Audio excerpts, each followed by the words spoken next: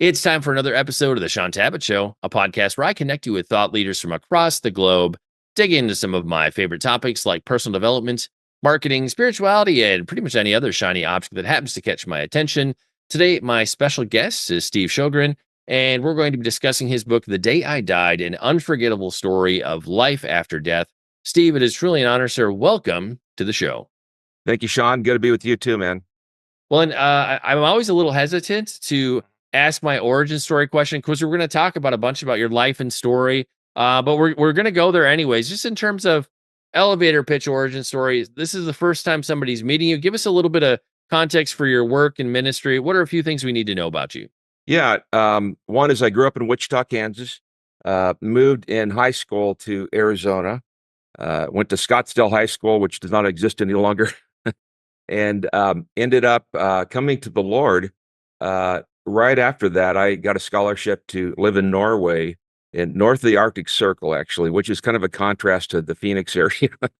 And so lived there for a year, got pretty good at Norwegian for one. And during that year, began to read the Bible. I like to say I read myself to Christ because there wasn't a whole lot of input. But I began to read the New Testament over and over and over again, and really was drawn by the Holy Spirit, of course, and amazing. Moved back to the Phoenix and ended up hearing about the Jesus movement in California, which Jesus Revolution movie, which has come out in the last year, captures that fairly well, I think, especially the part about Lonnie Frisbee, by the way. If you have seen the movie, he was a friend and, incredible. So that whole thing began to it was more like the blob in the movie. It's a blob where it just picks up people in its path, draws them in, and hey, he's getting me too, you know. And there's just something going on, and especially in Southern California, where I mean, you couldn't have enough services at a church, even a big church, and so ended up the Vineyard spun out of that in the mid '70s. I began to hang out, finished college, ended up just at a point where I'd never met the guys who started it. But I thought, I'm going to write him a letter and ask if I could become an intern. It's totally crazy. And the guy who actually started the Vineyard, Ken Gullickson, who teamed up with John Wimber, of course, later on, so you guys know those names. And he said, yeah, come on board. So I spent 2 years there with my wife, Janie, learned how to do church planting from experience versus theory. And to speed it up, went from there, planted in Oslo again, went back to Norway, went from there to Baltimore, helped a friend plant there, and then came to Cincinnati, where this is a maybe more interesting part of the story, where we started with 5 people, and they were 3 of the people were kind of disturbed, and so it's not like your ideal 5 people. It's they're wonderful people, but a little bit difficult to get to know, put it that way. And we just worked it and worked and worked and kept doing Bible studies. And one day I was driving a bus. It was one of my 3 jobs. I drove a bus, I did bookkeeping, and I drove a truck, all the above. And ended up that I'm in the parking lot of the bus barn, as they call them. And it's literally right around 0 and the wind is blowing. So you get the idea of how cold it was. I'm complaining to God and shuffling my way across the parking lot. And I had this hat that looked like Elmer Fudd, with the hunting for wabbits. Yeah, right, exactly. You get the idea.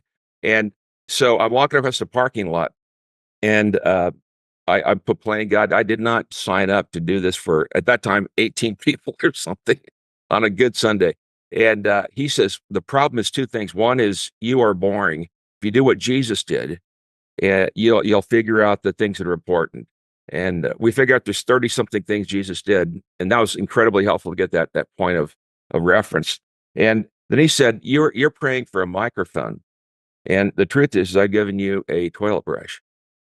That's a heavy duty word. And it wasn't to clean my toilet only, put it that way. And, but to begin to go in the community, we call that heroic levels of outreach.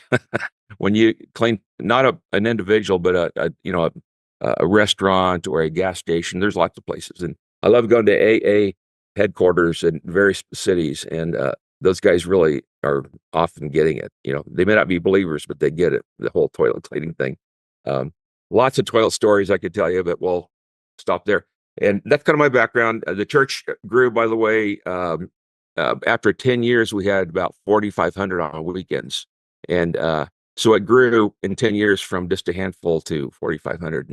And honestly, I think anybody who knows the story would say the the flywheel at the core of the whole thing was this outreach mentality and being a go and do church, you know. Yeah, we talked about this before starting this interview, and I had listened to a podcast you did a number of years back where you went at length into a lot of your toilet brush stories and other things. I really enjoyed hearing about your adventures in Cincinnati, which has its own unique culture. I learned that if I ever go back, I need to I shouldn't say please because people will just keep repeating themselves. Absolutely. They'll keep asking you the same thing over and over again, please. Okay. That's a uh, synthetic joke, guys. You have to go there yeah. and figure. Yeah, I'll try not to even say please. I just you'll feel like you have to repeat yourself in the interview. One of the things I always kind of like to establish is what was the length of time between when you had your NDE to when you actually I guess two part between that and when you ever started sharing about it publicly and then when you wrote a book because I just in the past 3-4 years I've met so many people who've had near death experiences and I know for many of them their experience is their most precious thing, one of their most precious experiences with God, and they're hesitant to even share it because it's so personal and so intimate. And so everybody has kind of a different path and a story in terms of how they get comfortable to where they can actually share it. So I would love to hear just understand that timeline before we get into the story. Yeah. The What happened is in right around Christmas of '97 is when my accident happened. I call it an accident, though. When you hear the incompetency in a minute here, you'll go, not really. And the book came out, I believe, in 2000. So it's about 2 years later. And I was a little hesitant because there was some legal stuff still going on, and they didn't want me to write a book. And I said, I'll write one anyway. So did it, and it's been very popular. And really appreciate you being on today, Shaun, by the way. Thank you. Well, I love talking about NDEs, so truly my pleasure. In terms of setting the stage, like give us kind of that day in the life, like what was going on, life, ministry, where were you at, why were you going in for a surgery, just uh give us that week in the life before you went in for your procedure. Okay. Um, I was incredibly busy, I should say. Uh, Looking back now, I wonder how much of it was God inspired and how much was Steve's strength. But in that middle of traveling a lot, I was due to go to Africa, at Kenya, I think it was, and then also to Australia. And thinking about it, one evening before the whole thing came together, my midsection hurt tremendously. I mean, I had to double over for the pain. And I thought, that's weird. I didn't do anything stretching my muscles or anything. And about a week later, it happened again, uncommenced by me. Went to my family doctor. He says, sounds like a gallbladder. And so he sends me to this really good surgeon who I go over there to the surgeon. I noticed, I won't go into too much detail, but he had tattoos on each wrist, which I'm not against tattoos at all. My kids have them. But turns out it was a dragon on his back. I mean, you have to spend a lot of time to get that much of a tattoo. So in the new book I'm writing, thank you very much. I nickname people I call it the High Hopes Hospital. It's kind of like the old, but they've got high hopes. That whole song.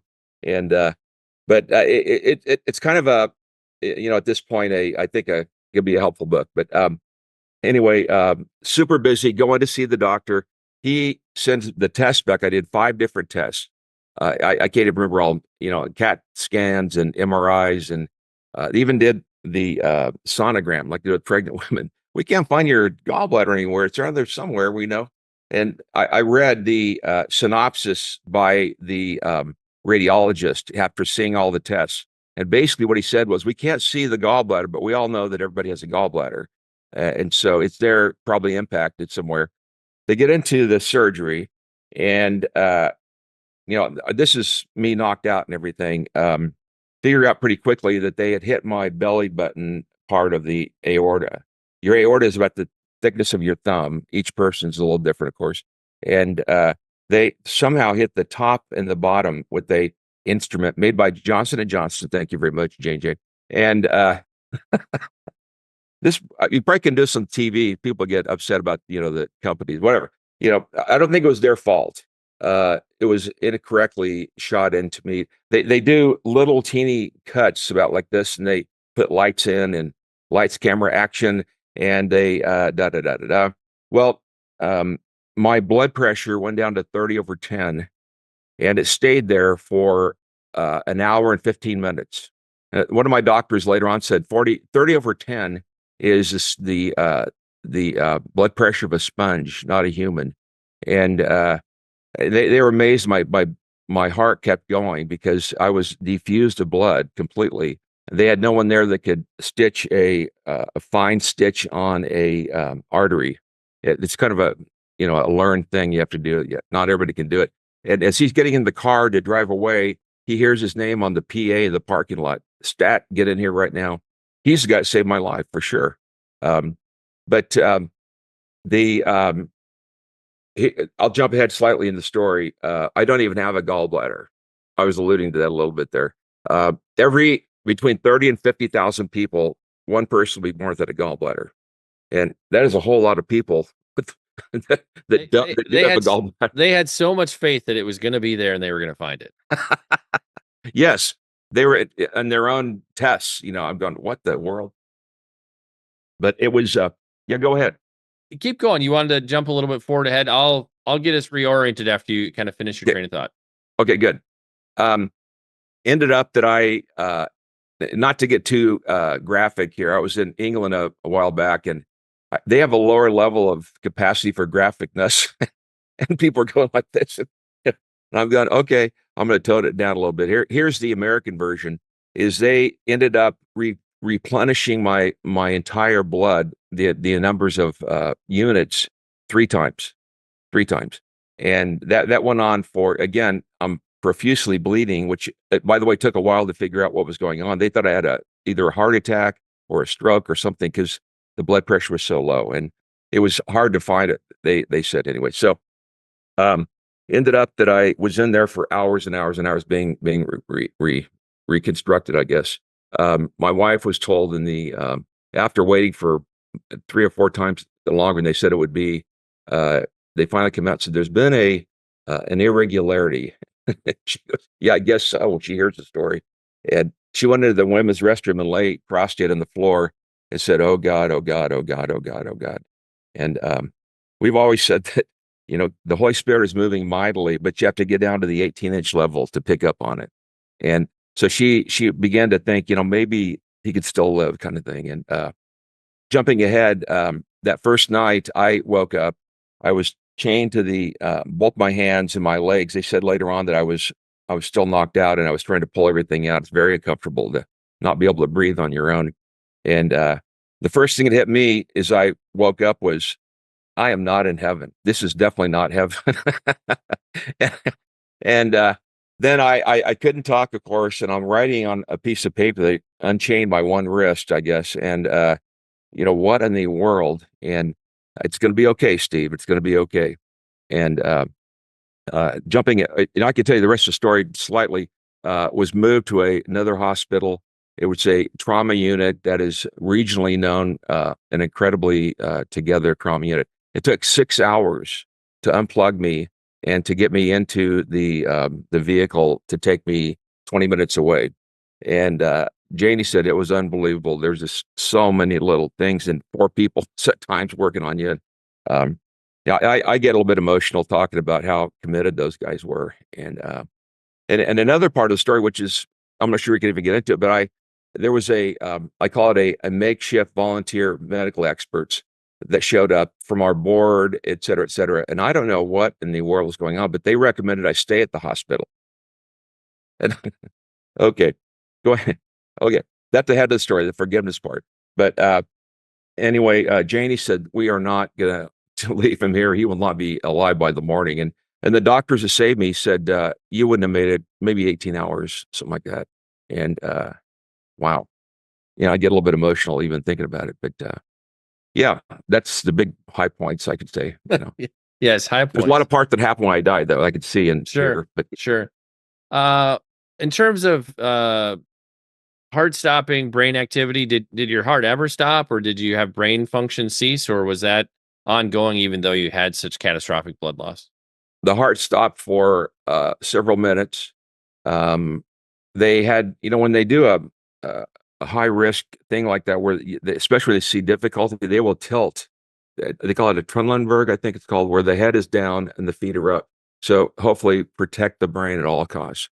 And they did. I did die for several minutes and revived, of course. But my gosh, it was just totally duct tape on a car wreck kind of thing. It wasn't very effective, but it worked for a few minutes anyway.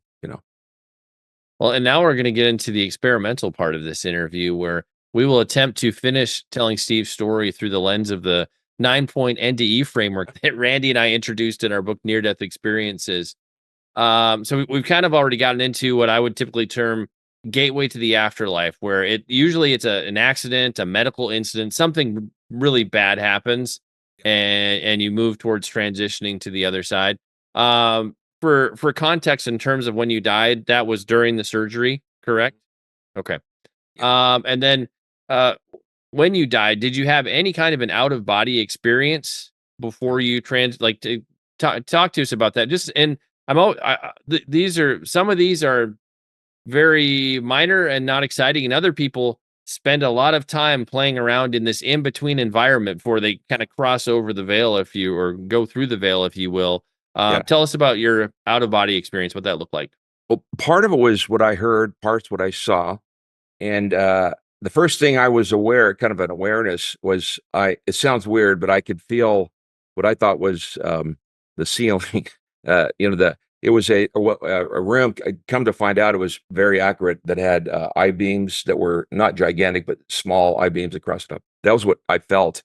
And as I was there looking down, it was clear that there was a emergency going on and on. I mean, there's a lot of, and I could see that I was the same color as the sheet, pretty much, gone. And but it's funny. I didn't feel really afraid at that point.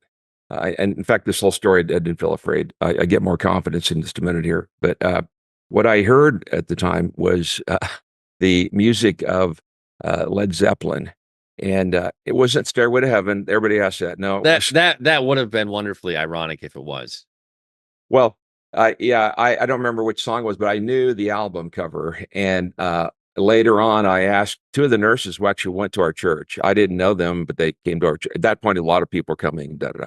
So they said later on, "Oh, he's known for loving Led Zeppelin. He plays it really loud." That surgeon. It's kind of their choice of music, if you or the surgeon. So just amazing. I'm going, well, this is weird. I can hear that. Well, it kind of shifts at that point, and I can see well, let me shift back. I can hear, better way to put it, these words: "Don't worry, you'll live. Don't worry, you'll live." And again, yeah, I think in the other side, I'm not sure if you have to hear it or if you think it and you know it at that moment. But clearly that was what came into my noggin. Don't worry, you'll live. Well, here's the funny thing, Shaun, is that here I am at age 42. I just had my birthday just shortly before that. And I'm hearing a line from a play I was in high school. I was the doctor and miracle worker with the whole story of Helen Keller and Anne Sullivan. At the very beginning, both in the movie, if you see it, I just saw it recently again. I think I had a pretty good Alabama accent. And my whole thing is I look up from the crib, the whatever it is, and I go to the parents, "Don't worry, she'll live." See, again, was not a great accent, I think so. But anyway, so there we are. I'm hearing this years later. I'm getting chills again here. How many people on the planet have been the doctor in that play and would later on? I mean, it's just staggeringly, I might be one in the ever kind of thing.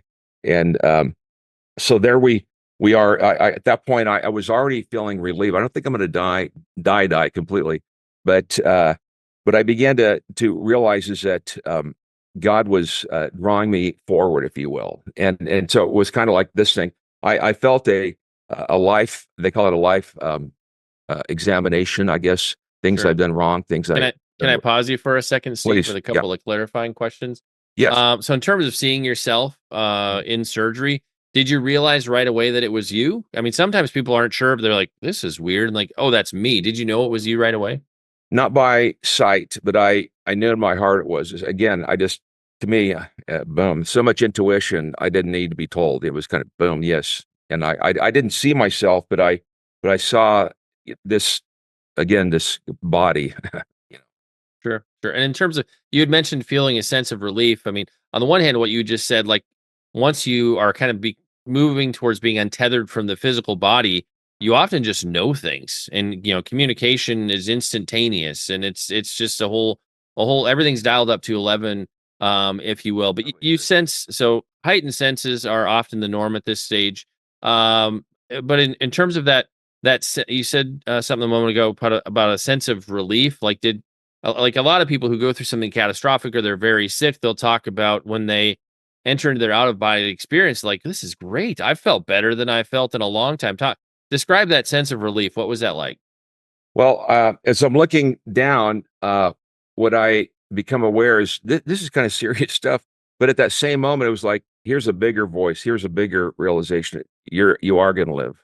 And so there was a relief. I'm kind of a nervous person in general, and that goes with the ADD thing, I think. But in general, I can be talked into getting nervous pretty quickly. And at that point, I felt this, I like a wet blanket of positivity that God was putting on me, like, hang in there, kind of thing. And then a little bit ago, you talked about kind of being pulled forward. People sometimes describe like moving towards the ceiling or being pulled up, if you will. Did you see any kind of a tunnel or bright light? That's often typical at this stage of the journey.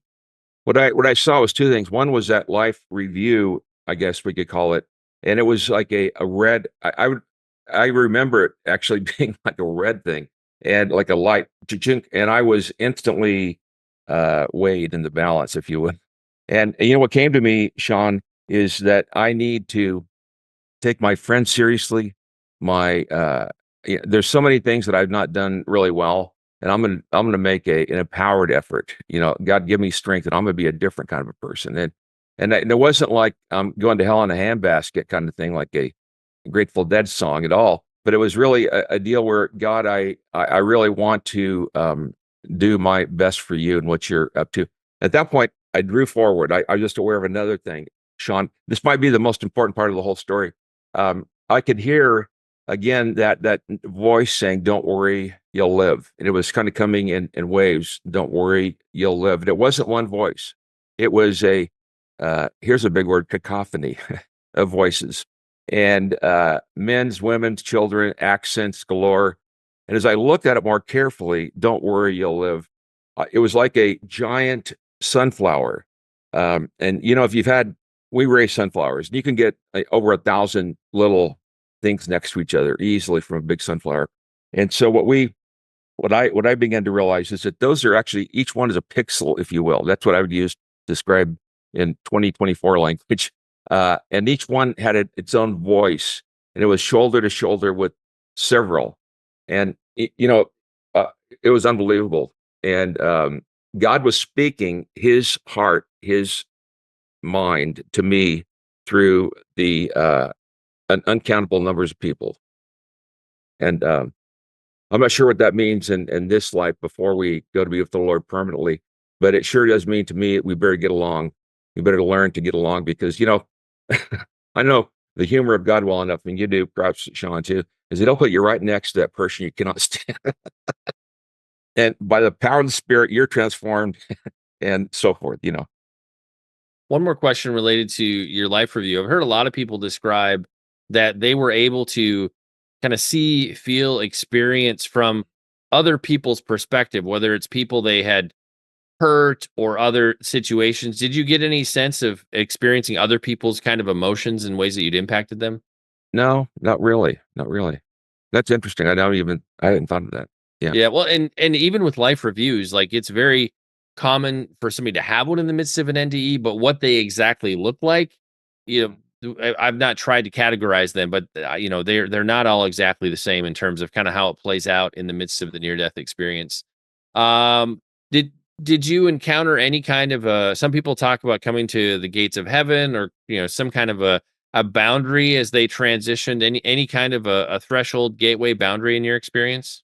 Um, no, no, again, I didn't have that happen to me, but again, I felt like I was drawn in to that undulating, if you will, sunflower, and it was like a magnetic thing. I felt, and it was like this is what it's all about, is a sunflower thing, and loving and hearing and being a part, and repenting and everything that's yeah. Anyway, Any welcoming committee? I always throw that one out there too. Because some people will be like, "Oh, my grandmother was there, and my three friends that went on before me." But again, not something that happens for everybody. no, it didn't. And going back to that one part of the story, it might be helpful. I am a movie buff, and of course, only Christian movies with Arnold Schwarzenegger too. And there was one of his Terminator movies. I know some people are getting mad at me right now, but just hang in there. It gets better. Um, and there's a scene in the movie where he needs clothing, and he just sees people at the red light, and he knew instantly their size, their whatever it is, and he was aware, and I felt like I was read by a similar kind of a light, like a red chink chink. In that same show, he knew instantly, and I think it felt to me like I was known instantly, and that has kept me, I think, in a place of humility over the years since then. That I am known more than I ever realized. I am known. There's no hiding. Yeah, there is that. I often described it as what you might think of as a spirit to spirit, like this, the understanding, the knowing, being known, the knowledge, information. It's just all instantaneous Yes. when we're on that other side, and it's kind of hard to express. I feel like just because we don't really have an earthbound component where that we could quite match up to what that's like. In terms of encountering other beings, angels, members of the Godhead. Some people talk about animals. Some people talk about seeing other people. What are some of the other beings you encountered in your experience? Here, this is real interesting. Glad you asked that question. Um, I had kind of an extended NDE, I would call it, where part of the whole story was that I was in a coma for a number of days. And in the coma, and I guess this is kind of unusual, I was very aware what was going on around me. I could not move at all. My body needed to be rested and so forth. So it was a good thing. But as I'm in this coma, I'm aware of what's going on around me in the ICU. Again, at this very large ICU, because it's a regional trauma unit. And as I'm there, I become aware of the other people in the circle that had died. I know that sounds weird, but I my around my bed, I saw three people holding hands, interceding for me, and that was at a point where they didn't know if I was going to make it at all. And I was aware, although they didn't look like, they were kind of like transparent, translucent, but they were clearly people. I could tell gender and approximate age and so forth. Well, about that point, I became aware of how they died and which part of the ICU they were found in. And I came to, one of the first things I did was there a 19-year-old kid whose dad is a Church of God, Cleveland, Tennessee pastor? And they go, what? And he died in a car wreck the night before. And on it goes. So all three I could name and describe, and it's a weird thing. God shows up in the weirdest ways, and in the ways that we would never think he would. If that was God, he would. I go, well, maybe you need to experience God a little more. Well, and that's really interesting to me in terms of that you understood how they had died, how they had passed over. I've interviewed other people who've had what you would probably term as more disturbing near-death experiences or hellish near-death experiences, where they'll see people in eternal torment, but in kind of in that same way, they understood what these people had done in their life, why they were in that place, and what was going on. Again, just that it's almost like we're tied into the matrix. Maybe that's the best way I could like you just and you understand, and it's just you barely think and the answer is there, sort of a thing. So that's intriguing. I don't think I've ever heard that quite expressed before, of seeing people interceding who had passed, but you also knew at the same time what their circumstances were. Any other beings you want to clue us into that you may have encountered? What was well, it's part of the story, but I didn't encounter them. I've had two different people tell me that they had seen this and that, and come to me. Does that ring true with you? And probably the best one was a friend of mine flew out from L.A. just to pray for me in Cincinnati. He had never been to Ohio or Cincinnati, and he didn't know the airport is in Kentucky, by the way. So I mean, very like, how do you find your way forward? He just drove around town and saw one hospital. He thought, I'll try that one. That's exactly where I was. And as he's in the doctor's parking lot, which you'll get to very quickly, he goes, I just got to get in there real quickly. And two doctors that were, doctors' garb and so forth, had their names on the jackets and so forth. They're going toward the building. He goes, hey, do you guys know there's a patient, Steve Sjogren? They go, oh, yeah, we'll take you right there. They go in the back door. Turns out later on that for anybody to enter that other than a doctor will be fired on the spot, kind of thing. It's like a huge security issue, I guess. Well, they let him in. You look like a nice guy. Yeah, well, pastor. Oh, perfect. So they bring him in, and he's into my room praying for me. I mean, amazing stuff. What are the chances? Again, he finds the airport, finds the my gosh, the whole thing's amazing. And he's praying for me as he's walking out the door. The head nurse, her name was Cratchit. I don't know if you know that name, right? That's another movie name. But anyway, she says, "Who are you?" Well, I was in there praying for Steve. How did you get in? Da da da da. Well, these two doctors. No, no, seriously, how did you get in? It's kind of an amazing story, I think. In a moment, I want to get to kind of returning to your body, or coming back, so to speak. But any other aspects that you want to throw in there before we transition into later in your story? Well, one of them is I actually had an encounter with I think was a bona fide spiritual angel, and I had not slept in 2 days. It's something about my biology. I don't know what it is, but when they gave me sleeping meds, sometimes I get more stirred up, and that happened for 2 days. I had not slept. This nurse shows up.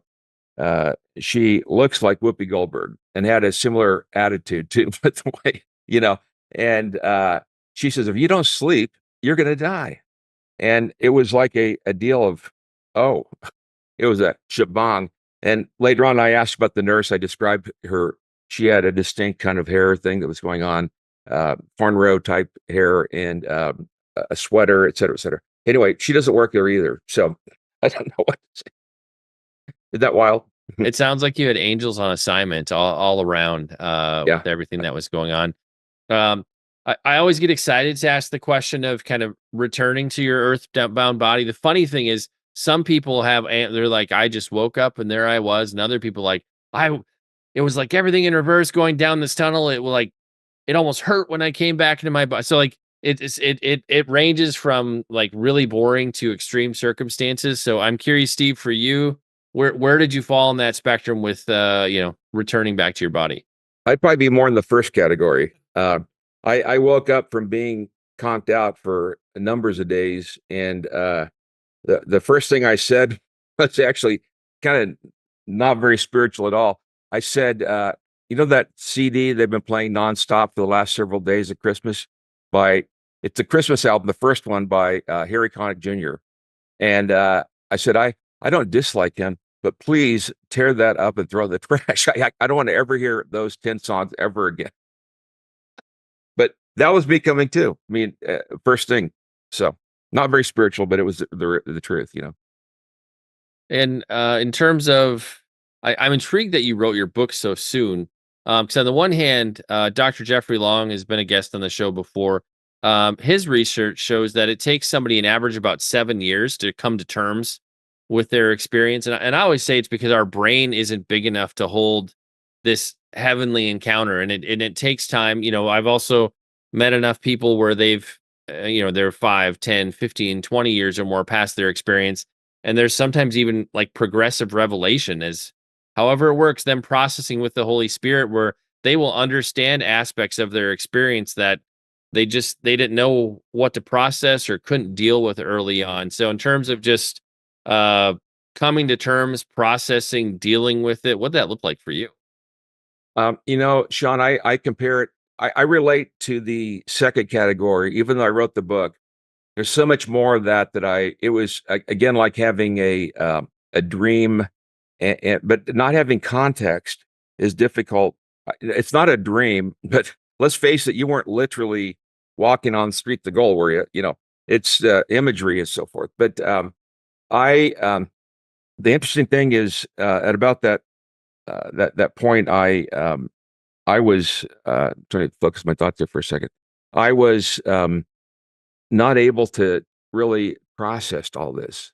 It was like a giant funnel over my head, and it doesn't have water in it. It has some kind of a thickness to it, but it does go down, and eventually get to the point where you are aware of kind of the difficulty of this. And so that has been my case. And I remembered things, uh, honestly, years later.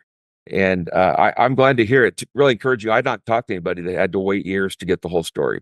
And again, part of it is honestly forgiveness thing, because if you look at it, if this hadn't happened, then that would have not happened, and da da da da. I wouldn't have met the tattooed doctor with the scalpel, So I, so just one of those things, I've had to really let it get down here, process it. So And another big follow-up question to that is, talk to us about how did it affect you, in the sense that on the other side of an experience like this, your personalities often shift, or I've met people where they end up getting divorced because they're so different. They can't continue in the career they were in because they just don't care about any of those things before. A good percentage of people end up going into full-time vocational ministries who you would never thought of hardly darkening the door of the church, let alone becoming a pastor. So, even my favorite story, and again, I've done so much content with Randy and have helped him tell his story so many times. My favorite part of his journey is he was an executive and a corporate trainer and all these things, and they did these series of tests to figure out people's personality traits and whatnot in the training that they did. And before his near death experience, Randy was not an overly empathetic guy. With how he ranked on this very scientific survey, and the quadrant he was in said Randy was not overly loving, empathetic, any of those things. On the other side of his near-death experience, he continued to do training for a time, and he ended up retaking that test at one point, and he ranked someplace completely different, this complete other quadrant. And I can say Randy's one of the most loving and empathetic, kindest men that I've ever met throughout my life. But prior to his experience, that was not how his personality worked out at all in the practical day to day. So for you, marriage, personality, ministry, what things look different on the other side of your experience? my this is a little bit of a not entirely objective, but it's close. On the Myers-Briggs test, the personality inventory, if you're not familiar with it, introvert, extrovert, and three other categories you can score high or low in. Before this whole thing, are you familiar with it, Shaun, a little bit, Myers-Briggs? Yeah, I was an absolutely. ENTJ, which is what a executive general, charge the hill, blah, blah, blah, blah, blah. But what about, down the torpedoes, we're charging the hill. And, most mega church pastors, that is very common. It's the way they behave, if not who they really are. And the Myers-Briggs is very good at describing how we behave in life versus who we are. And in the middle of that, of the of that, I take another test. I begin to feel, maybe I've changed. I changed several of the letters. I went from an E to an I, extrovert to an introvert. And I was still very intuitive. That stayed the same. But I went from a thinker to a feeler, and I went from a scheduled person, or a J they call it, to a P. And I read some of these personality things now, and I go, oh my gosh, I have way migrated on the Myers-Briggs. I mean, I've become a different person. And one Sunday I'm speaking, realizing the beginnings of this whole thing, and I was still at the Vineyard, and we had 7 services on a weekend. They're all live too, by the way. You begin to think, no wonder he had a gallbladder, which wasn't there aching. So I realized increasingly, I don't really fit here anymore. And in the end, it just wasn't a good mix. It was growing like crazy, on and on it goes. But I had changed. They didn't change, but I had, and I needed to move on, which I did. And in terms of burden for ministry, burden for the gospel, you were a pastor going into your near death experience. I've met so many people where they weren't even believers prior to their experience, and on the other side of it, they are some of the most rampant, and I mean that in a good way, just on fire evangelist. Baby, they are going to tell you about Jesus. Like for you, your fire, your zeal for evangelism and ministry, how was that affected by your experience? Um, it took a few years to get my energy back, honestly. I did the damn the torpedoes thing for a couple of years, and people would call up, "Are you still speaking around?" "Oh yeah, doing great." That's not true at all. I wasn't doing great physically, for sure, emotionally, and when you do that, it affects your spirituality too, of course. And I have recovered, certainly. That's been over 20 years ago. On the other hand, I think there's been permanent change that's happened in my life, and I think that it's all for the better. I feel like I'm being more transparent now than I've ever been. We had a reunion with our early pastors. We had like 25 pastors at one point. When you have that many people, and we got together again, and one table was just telling old Steve stories, how he was an ENTJ jerk. And did I really do that? Oh yeah, remember? Oh yeah, I guess I did this. So, but I've evolved, and I am so happy. I'm so much happier and more effective. My main thing in life, if anybody knows my story, is outreach and doing it through serving people. We call it servant evangelism, and I've cleaned so many toilets around the world, and every one you do is a new story. Like one I get very often is, "I could have sworn I just heard you say you want to clean our toilet, but we know that can't be true because I must be hearing things." You know, and we did say that, and we ended up having this incredible conversation. And anyway, that's become more turbocharged, if anything, since then. And I continue to travel a little bit, but I'm now an old dude, my late 60s, so not quite as much as I was. Well, I think one of the last things I want to have you speak to, Steve, before we wrap up, is just kind of wrestling with recovery and health effects. I mean, again, I've interviewed so many different people. I have friends who had experiences where they were miraculously healed of all the stuff that gave them their NDE and just went on like it never happened. I have a friend who he has a hand that is deformed from a birth defect, and when he was in heaven, his hand was perfect, but when he came back, his hand was still the same. And he doesn't mind that God didn't heal it. I've got another close friend, Randy, who I've mentioned several times. Because of the things that happened in his near-death experience, he has just catastrophic lung damage, and so he's wrestled with pneumonia. And in fact, right now he's recovering from pneumonia, and that's just been a norm in his life after his near-death experience. And again, you're somebody who's a pastor in the Vineyard, where we go after healing as a regular part of the day-to-day. So how For did you sure. kind of wrestle with recovery and after effects? What was that journey like for you? Well, the I'm more in the Randy category there. I've had I'm trying to count them up here. I've had 7 surgeries since the first one, and a couple to save my life, but then a number since then.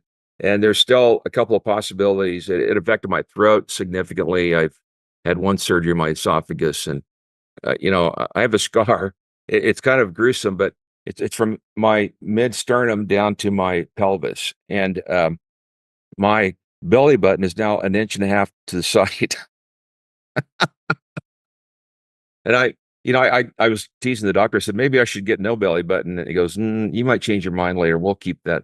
Like a tattoo, but way worse. So we we left it like it was, but it's just kind of funny. You see the extreme zipper. And you know the story about the belly button, and you go, my gosh, I'm so grateful to be alive. But there's still problems with my legs. Somehow the low blood pressure affected my legs. I have a neuropathy, they call it. It's like a tingling in your feet usually, but mine is my legs down to my ankles. And it's not as severe as some people for sure, but it's very noticeable. And I can walk okay. I'm kind of limited how much I can walk, how far. But the bigger deal is my legs are still fairly weak, and 2 or 3 times a day, you probably had a time where your knee goes like this, and yeah, it happens 3 times a day to me, ballpark. And if you aren't careful, you're gonna hit the deck, you know. So anyway, those are the main things. And in terms of reader takeaway, if we're talking about somebody reading your book or, just from this conversation or when you share your story, I find more often than not, people will fixate on this part of your encounter. Like it's interesting how we'll just gravitate towards one specific thing. What do you want people to hear when you share your story? Like what is the takeaway, the message? Like I know you really want to talk about this one thing, or people are always like, what color were Jesus' eyes, or just super random stuff. Like, but when you share your story, like this is the thing I really want you to hear. Yeah. Um, I that's a great question. I think that people already are convinced that there is something on the other side. Most people, they don't know how to get from here to there. Woody Allen said, "I don't mind dying. I don't want to be there when it happens, though." That's part of the problem. And so I think what it comes down to is, for me, is there is hope. There is hope. There are people that are completely that their hope has evaporated long ago, but there is something there. And if you're an evangelical Christian, I don't really use that word very often, but evangelistic, I love that word, evangelistic, bringing people to Christ and without a lot of baggage to it. And people are talking these days about deconstructing their faith and so forth. And I always kind of laugh and go, I never constructed it, honestly, a lot of that stuff. So I don't have a lot of deconstruction to go on. And so here's what it comes out that there is hope. Some of you have relatives that you're thinking they're going to heck in a handbasket, and you're saying, I'm saying to you, you might be surprised when we get there. For one thing, you will be surprised, guaranteed you'll be surprised. But I think now you want to be a minister of hope, not of accusation, not of legalism, not of this, but more of this hugging. I like to say, Shaun, that the best evangelists are friendly, open-hearted people. And when you see it that way, there's a whole lot of people out there that I never thought were open to coming to Christ. But as I'm living as a friendly, open-hearted person, there's almost nobody won't respond to that. I'm getting a little bit emotional here a little bit, but I know that what I just said there is absolutely the heart of God. Friendly, open-hearted, accepting people. Well, pick your path. Yeah, you can go clean toilets like Steve and his friends did, and that certainly opens doors. And I can say, with my experience over the past 3-4 years with these near-death experience stories, everybody wonders what's on the other side. We all have a destiny that we know we're going to die someday, and this is a universal thing we all worry about, think about. Everybody's actually interested in near-death experiences, and so like again, I've just found even the most non-church, non-Christian people I encounter, if you strike up a conversation, they're curious about this stuff. They'll pick up a book and read about these experiences. And so, find a few near-death experience stories that you like and keep a few handy. So you would be amazed at the people God will set you down next to on an airplane or wherever you might go about your day and present opportunities. It can Absolutely. look like anything: cleaning toilets, sharing a book, striking up a conversation about a podcast you listen to. At the end of the day, I feel like a lot of it just comes down to loving people enough to care and seeing them and stepping into their world and really, Absolutely. really through you, let Jesus impact them in that moment. Steve, in terms of us connecting with you, finding out more about ministry, books, all the Yeah. things, where do we discover you on the web? Um, the very best place, I have several websites, but the very best place is Kindness Explosion. Think of it, kindness, boom, explosion.com. I actually worked in the mines in Arizona when I was in college, and I carried dynamite to all the miners. and had a blast doing it. But you think of dynamite, but boom, and kindnessexplosion.com. And by the way, again, the toilet cleaning is more the heroic levels. We do a lot of regular stuff of, tipping a person at the drive-through window. Have you been tipped lately? Never. This is going to be a thankless job. Here's $3, $5, whatever. And why? Who are you? Why are you doing this? That's an open door, folks. Well, that's like JV level. You can start tipping better and letting them know who you are and why. If you want to go varsity level, start cleaning toilets. See what happens. We'll make it easy like we do with every episode. We'll have links in the description and the show notes to any websites that have been mentioned. We'll link to places where you can pick up your very own copy of Steve's book. It's time to bring this episode of the Shaun Tabatt Show to a close. Many thanks for being a part of my conversation with Steve Sjogren. Once again, our book today was The Day I Died, an unforgettable story of life after death. And Steve, I want to say thank you so much for sharing with us today. It's been an honor and truly a pleasure to have you on the show. Thank you, sir.